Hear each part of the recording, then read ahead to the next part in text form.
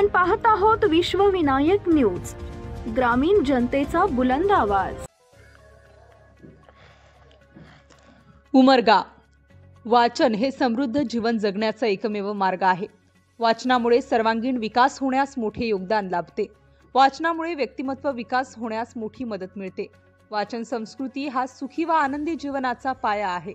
जीवनातील निखळ आनंदाचा शोध घेण्यासाठी वाचनाची आवड निर्माण करा। वाचन संस्कृतीची जपणूक ही मानवी मनाची मोठी संपत्ती आहे।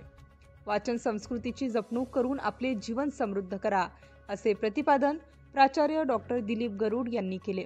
महाराष्ट्र शासन उच्च व तंत्र शिक्षण विभाग आदर्श महाविद्यालय यांच्या वतीने तसेच श्रमजीवी शिक्षण प्रसारक मंडळाचे अध्यक्ष विनायकराव पाटील, माजी राज्यमंत्री तथा सरचिटणीस बसवराज पाटील यांच्या मार्गदर्शनाखाली आदर्श महाविद्यालयाच्या वतीने वाचन संकल्प पंधरवडा वाचन संकल्प महाराष्ट्राचा हा उपक्रम 1 जानेवारी ते 15 जानेवारी 2025 या कालावधी दरम्यान घेण्यात येत आहे।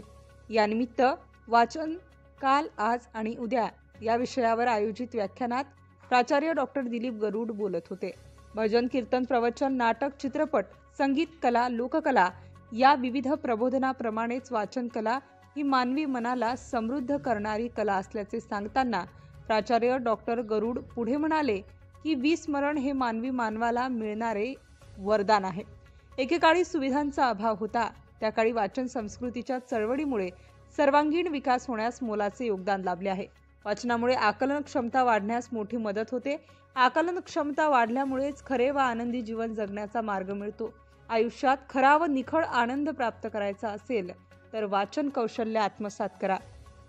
वाचनामुळे ज्ञानात भर पडून संवाद कौशल्य समृद्ध होते। वाचनाने समृद्ध झालेली माणसं आयुष्यातील प्रत्येक संकटांना सामोरे जाऊ शकतात। वाचनामुळे आपल्याला आपल्या आवडीप्रमाणे जगण्याचे सामर्थ्य प्राप्त होते।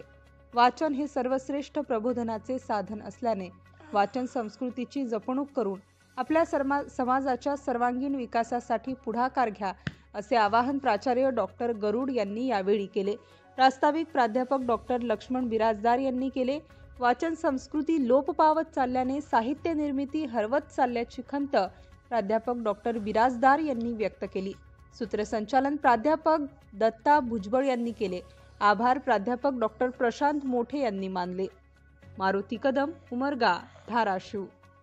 वाचन संकल्प महाराष्ट्राचा पंधरवडा जो 1 जानेवारी ते 15 जानेवारी या दरम्यान आयोजित करण्यात आलेला आहे, त्या कार्यक्रमाचाच एक भाग म्हणून आपल्या महाविद्यालयामध्ये विविध कार्यक्रम होत आहेत, जसे की ग्रंथदिंडी, ग्रंथ प्रदर्शन आणि वाचनालयामध्ये पुस्तकाचं वाचन असेल, त्याचाच एक भाग म्हणून आज आपल्या महाविद्यालयामध्ये एक व्याख्यानाचे आयोजन केलेले आहे।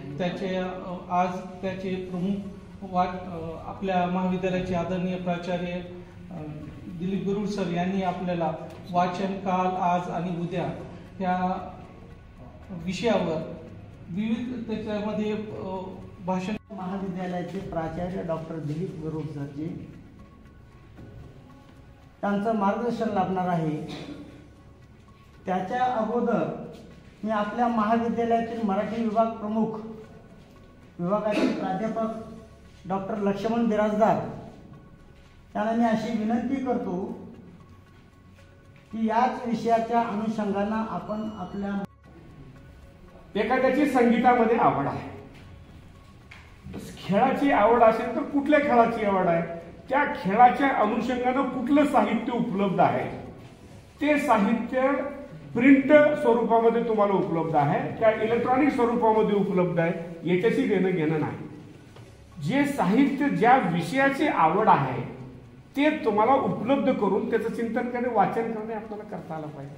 हळूहळू आपल्याला विकसित करता आला पाहिजे। काही जणांना कथा आवडत नाहीत, कविता आवडतात, पण कोणाच्या कविता वाचायला पाहिजे, कधी वाचायला पाहिजे, पूर्वीच्या कविता कुठल्या, आत्ताचा रिसेंटली कोणते कवी आहेत दर्जेदार ज्यांचा अतिशय उत्तमरित्या कविता आता अतिशय प्रभावी कविता आहे, याच्याकडे लक्ष दिलं पाहिजे, आपल्याला सांगता आलं पाहिजे। मी लगेच म्हणत नाही 1950ला बाबू बोरकरांनी लिहिलं त्या कविता तुम्हाला लगेच। नटरंगाच्या कादंबरी आली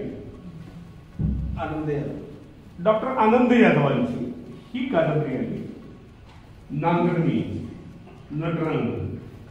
मग ही कादंबरी 10 वर्षापूर्वीच वाचली होती आणि लिहूनही काढलेली होती. या नटरंग मध्ये काय, त्याच्यानंतर या कादंबरीवर चित्रपट झाला. चित्रपट पाहण्याच्या अगोदर या कादंबरीत काय आहे या नटरंग मध्ये आम्हाला तेव्हाच कळलं, पण गीतं नव्हती. अशाच ताज्या बातम्या पाहण्यासाठी विश्वविनायक न्यूजला लाईक करा, सबस्क्राईब करा आणि बेल आयकॉन प्रेस करा.